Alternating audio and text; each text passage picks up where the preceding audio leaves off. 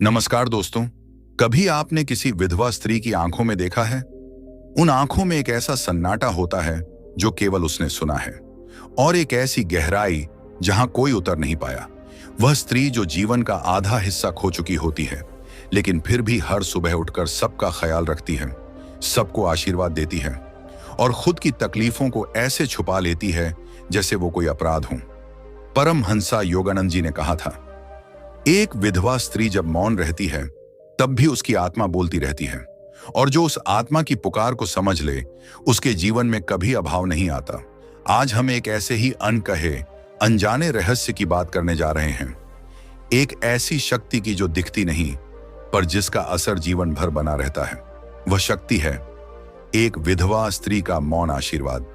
परमहंसा योगानंद जी अक्सर कहते थे कि इस संसार में 3 चीजें कभी भी खाली हाथ नहीं लौटाती: मां की माफी, संत की चुप्पी और विधवा स्त्री का आशीर्वाद। लोग सोचते हैं कि आशीर्वाद तो किसी से भी मिल सकता है, लेकिन वह आशीर्वाद जो किसी टूटी हुई आत्मा से निकले, उसका कंपन, उसकी ऊर्जा सीधे ब्रह्मांड के सबसे गहरे तल तक जाती है। आपने शायद ध्यान नहीं दिया होगा, लेकिन जिन लोगों के जीवन में धन की कमी नहीं होती, वे अक्सर किसी न किसी रूप में ऐसी स्त्रियों की सेवा करते हैं जो टूटी हुई हैं, अकेली हैं और जिनका कोई सहारा नहीं। पर यह सेवा दिखावे के लिए नहीं होती, यह सेवा हृदय से होती है, और जब सेवा हृदय से होती है तो बदले में आशीर्वाद भी आत्मा से निकलता है। विधवा स्त्री के जीवन का दुख उसकी कमजोरी नहीं होता, बल्कि यही उसका तप होता है। वह अपने जीवन में जितना सहती है उतना ही अंदर से निर्मल होती जाती है, क्योंकि जिसने अपना सबसे बड़ा प्रिय खो दिया हो, उसके लिए संसार में और कुछ भी खोने को नहीं बचता। और जब ऐसा कोई इंसान आपको दुआ देता है तो वह दुआ सिर्फ शब्द नहीं होती, वह ब्रह्मांड में एक शक्ति बन जाती है। परमहंसा योगानंद जी ने एक बार अपनी आत्मकथा में लिखा था, जब मैं छोटा था मेरी मां मुझे रोज मंदिर ले जाती थी, लेकिन एक दिन उन्होंने मुझे एक बूढ़ी विधवा स्त्री के पास बिठा दिया और कहा, बेटा, इनका आशीर्वाद मांग लो। मैंने कहा, मां, ये तो बस मौन बैठी हैं, ये तो कुछ बोल भी नहीं रही। मेरी मां ने कहा, बेटा, जिनके पास शब्द नहीं होते उनके पास आत्मा होती है, और आत्मा से निकला आशीर्वाद कभी खाली नहीं जाता। वह बात मेरे मन में घर कर गई। बड़े होकर जब मैंने ध्यान की उच्च अवस्थाएं पाई, तब समझ पाया कि मां किस रहस्य की ओर इशारा कर रही थी। वह स्त्री जो सब कुछ सह चुकी होती है, उसका मन संसार से उठ चुका होता है और वह चुपचाप ईश्वर से संवाद करने लगती है। उसका मौन ध्यान बन जाता है, उसकी सांसें प्रार्थना बन जाती हैं और उसकी आंखों से बहते आंसू वरदान बन जाते हैं। अगर कभी जीवन में आपको लगने लगे कि दरिद्रता पीछा नहीं छोड़ रही, पैसे टिकते नहीं, काम में बरकत नहीं है, तो किसी साधु को ढूंढने से पहले, किसी मंदिर में घंटी बजाने से पहले, चुपचाप किसी विधवा स्त्री के पास जाइए, उसके पास बैठिए, उसके दुख को मत कुरेदिए, बस विनम्रता से कहिए, मां, मुझे आपका आशीर्वाद चाहिए, और फिर देखिए आपके जीवन की धारा किस तरह बदलती है। ये कोई चमत्कार नहीं है, ये ऊर्जा का विज्ञान है, यह कर्म और भावना का गणित है। वो स्त्री जिसे समाज उपेक्षित मानता है, वह दरअसल एक जागृत आत्मा बन चुकी होती है। उसे किसी चीज की भूख नहीं होती, उसके दिल में अब कोई मोह नहीं बचा होता, और जब कोई आत्मा मोह से ऊपर उठ जाए, तब उसके मुख से निकली हुई प्रार्थना सीधी ब्रह्मांड को स्पर्श करती है।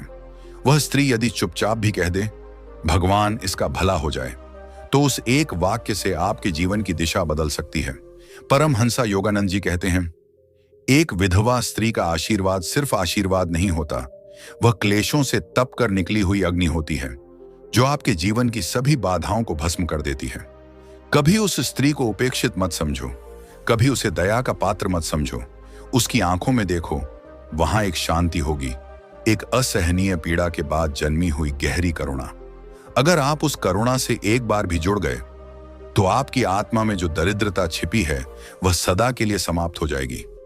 एक विधवा स्त्री अपने पति के जाने के बाद जब अकेले जीवन जीती है, तो वह हर दिन अपने भीतर एक नए अध्याय को जन्म देती है।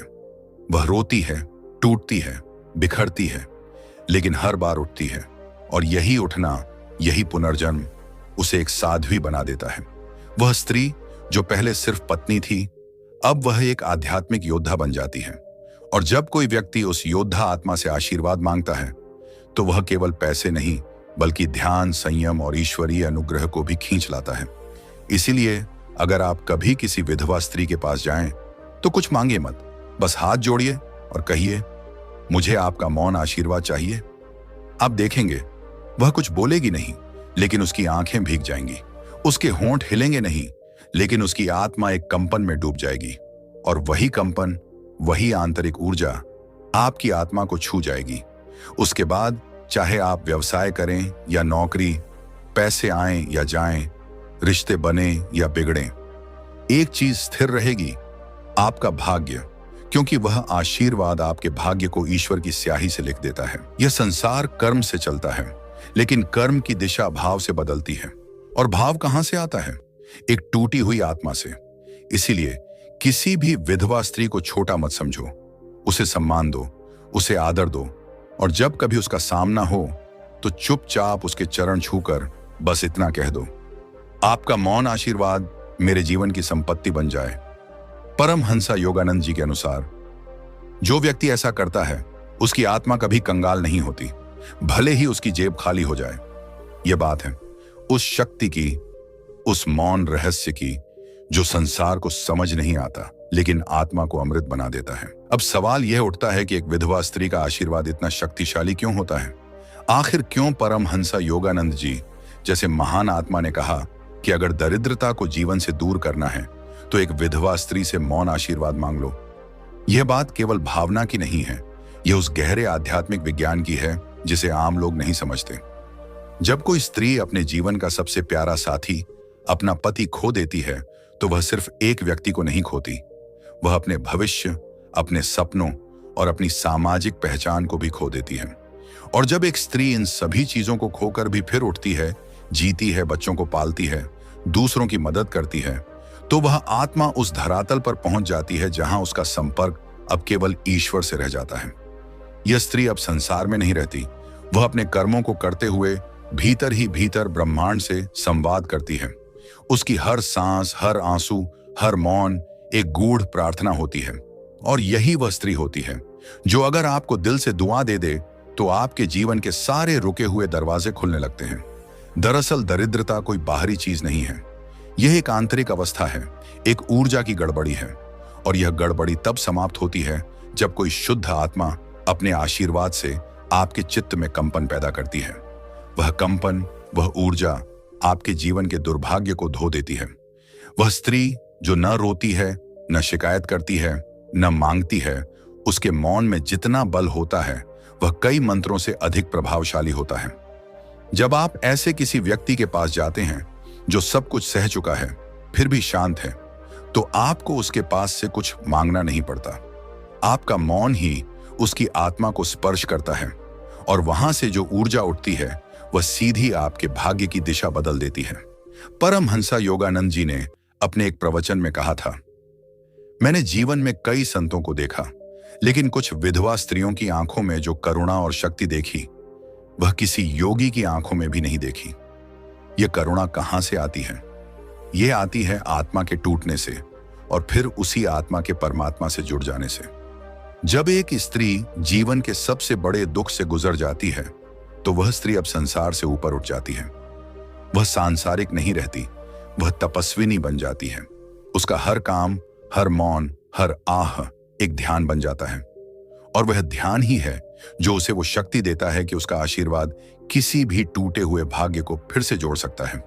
अब आप सोचिए, अगर आप किसी साधारण इंसान से आशीर्वाद मांगे और फिर उसी भावना से किसी तपे हुए आत्मा से मांगे तो किसकी ऊर्जा गहरी होगी? विधवा स्त्री कोई दया का पात्र नहीं होती, वह तो एक जीवित साध्वी होती है। वह बिना किसी शोर के तप करती है, वह बिना किसी मंच के देवी बन जाती है, लेकिन उसकी शक्ति को पहचानने की दृष्टि बहुत कम लोगों के पास होती है। अगर आपने उस शक्ति को पहचान लिया और उस आत्मा से मौन रूप में आशीर्वाद मांग लिया तो समझ लीजिए आपने जीवन का सबसे बड़ा अमृत पा लिया।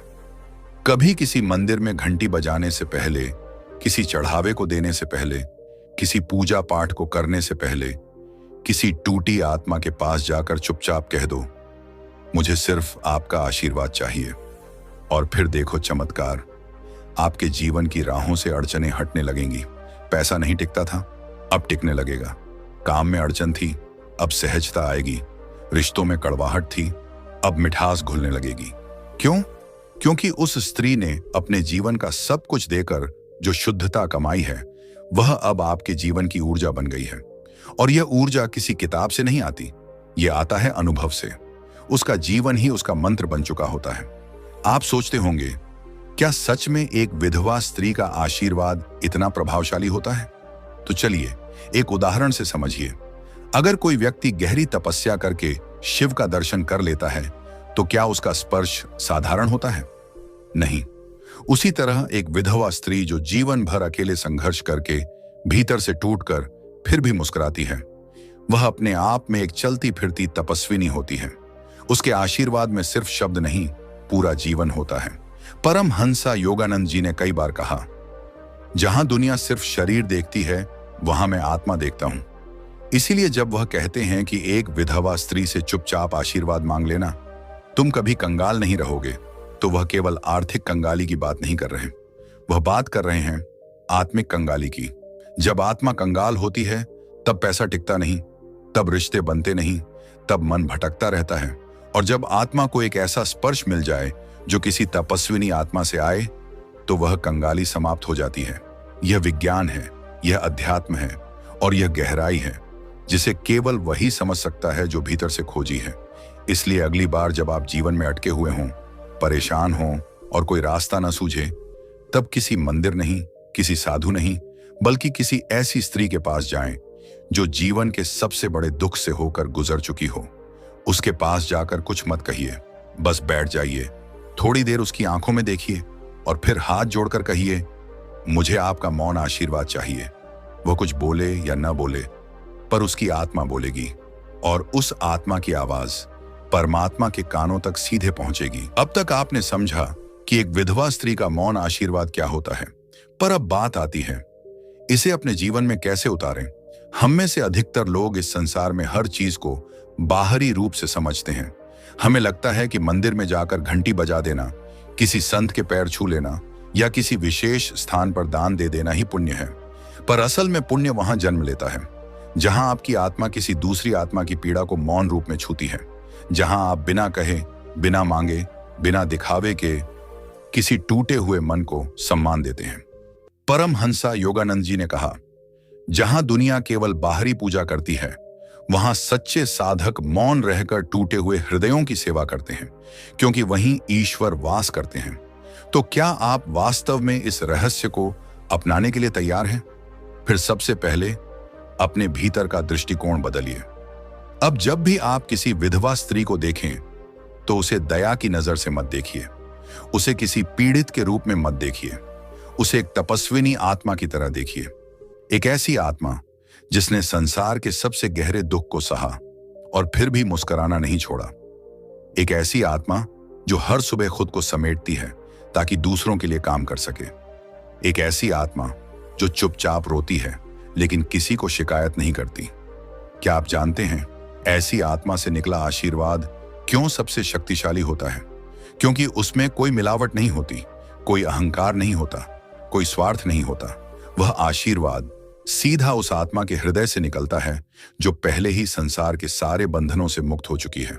अब इसे अपने जीवन में लागू करना इतना कठिन नहीं है। आपको बस ये करना है, जब भी आपको लगे कि जीवन में अड़चनें बढ़ रही हैं, काम अटक रहे हैं, धन आकर भी टिक नहीं रहा, रिश्ते बनकर भी स्थिर नहीं हो पा रहे, तो किसी विधवा स्त्री के पास जाइए। वह आपकी माँ हो सकती है, आपकी बुआ, मौसी, दादी, कोई परिचिता, कोई वृद्धा या कोई अनजान महिला जो अकेली जीवन जी रही है। आप उसके पास जाइए, चुपचाप उसके पास बैठिए, उससे कुछ मत कहिए, उसके मौन में उतरने की कोशिश कीजिए, क्योंकि वह मौन ही उसका ध्यान है। फिर जब अवसर मिले तो बड़ी विनम्रता से, नम्रता से, श्रद्धा से कहिए, माँ, मुझे आपका आशीर्वाद चाहिए। कुछ नहीं चाहिए, बस मौन आशीर्वाद चाहिए। उसके चेहरे पर कोई बदलाव आए या न आए, लेकिन उसका दिल जरूर दहल उठेगा, क्योंकि यह शब्द किसी और ने नहीं कहे होंगे। हर कोई उससे सहानुभूति चाहता है, लेकिन कोई उससे आशीर्वाद नहीं मांगता। और जब कोई उससे आशीर्वाद मांगता है, तो वह स्त्री अचानक देवी में बदल जाती है। उसका दुख, उसकी तपस्या, उसकी चुप्पी सब एकत्र होकर उस व्यक्ति को ऐसा वरदान देती है जो शास्त्रों में भी नहीं लिखा। परमहंसा योगानंद जी कहते हैं, जो आत्मा जीवन के सबसे काले अंधेरे में अकेली चल पड़ी हो और बिना शिकायत के उस रास्ते को पार कर चुकी हो, उस आत्मा से निकली दुआ स्वर्ग के सभी दरवाजे खोल सकती है। इसलिए जो लोग जीवन में सचमुच आध्यात्मिक उन्नति चाहते हैं, वे साधु की नहीं बल्कि एक टूटी हुई आत्मा की खोज करते हैं, क्योंकि वही आत्मा अब सिर्फ आत्मा नहीं, वह परमात्मा के बहुत करीब पहुंच चुकी होती है। आप कह सकते हैं, गुरुदेव मेरे आसपास कोई विधवा स्त्री नहीं है, मैं कहां जाऊं? तो योगानंद जी कहते हैं, तब तुम कल्पना से काम लो, ध्यान में बैठो, उन आत्माओं को याद करो जो टूट चुकी हैं फिर भी जीवित हैं। आपकी मां जिन्होंने अकेले परिवार को संभाला, आपकी दादी जो पति के जाने के बाद भी बच्चों को पढ़ाती रहीं, वो बूढ़ी पड़ोसन जो हर दिन मंदिर जाती है लेकिन कभी किसी से बात नहीं करती। उनकी आंखों को याद करो, उनके जीवन की चुप्पी को अनुभव करो और फिर मौन में कहो, मां, आप जहां कहीं भी हैं, मुझे अपना आशीर्वाद दीजिए। मैं आपके चरणों में श्रद्धा रखता हूं। यह शब्द आपकी आत्मा से निकले तो वह शक्ति ब्रह्मांड को छू लेती है, और जब ब्रह्मांड कांपता है तो आपकी किस्मत की जंजीरें टूटती हैं, आपका भाग्य बदलता है, आपका अंतर्मन शुद्ध होता है, दरिद्रता अब टिक नहीं पाती, और फिर वो होता है जो हर कोई चाहता है, शांति, समृद्धि और सच्चा आत्मिक सुख। यही है वह रहस्य जो हजारों वर्षों से छुपा रहा, क्योंकि संसार हमेशा बाहर खोजता रहा और ईश्वर हमेशा भीतर बैठा रहा। आज आप इस रहस्य को जान चुके हैं। अब यह आपकी जिम्मेदारी है कि आप इसे सिर्फ सुने नहीं बल्कि जीवन में उतारें। कभी भी जीवन में कंगाली महसूस हो, चाहे वह धन की हो या आत्मा की, तो किसी टूटी हुई स्त्री के पास जाइए और बिना कहे उसकी आत्मा से आशीर्वाद ले आइए। वह आशीर्वाद नजर नहीं आएगा, पर उसकी शक्ति आपकी आत्मा को जीवन भर संबल देती रहेगी, और तब आप भी परमहंसा योगानंद जी की इस अमर वाणी को हृदय से समझ पाएंगे। किसी विधवा स्त्री से बस एक चीज चुपके से मांग लेना, उसका मौन आशीर्वाद। फिर देखना, तुम कभी कंगाल नहीं रहोगे,